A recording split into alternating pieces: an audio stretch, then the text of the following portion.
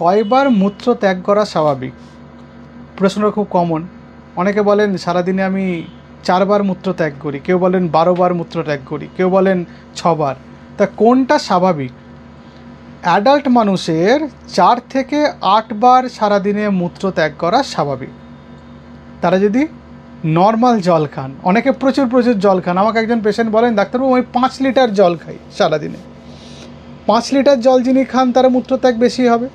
সুতরাং জল খাওয়ার উপর মূত্রত্যাগ ডিপেন্ড করে। কেউ কেউ ডায়ুরেটিক খান, ওয়াটার পিল বলে, মূত্র দিয়ে জল বেরিয়ে যায়, তাহলে তার মূত্রত্যাগ বেশি হবে। কারো ইউটিআই হয়েছে, তাহলে তার মূত্রত্যাগ বেশি হবে। কারো বয়স বেশি হয়েছে, ব্লাডারের ক্যাপাসিটি কমে গেছে, তাহলে ইউরিন বেশিক্ষণ জমে থাকতে পারবে না, তার মূত্রত্যাগ বেশি হবে। কারো প্রস্টেটের প্রবলেম আছে, তার মূত্রত্যাগ বেশি হবে। নাইট টাইমে সারাদিনে একবার রাত্রিবেলা ঘুমের সময় ইউরিন নর্মাল, তার বেশি হলে ঝামেলা, তার বেশি হলে আমাদের সেটা ভাবতে হবে কোনো অসুবিধা হচ্ছে কি না।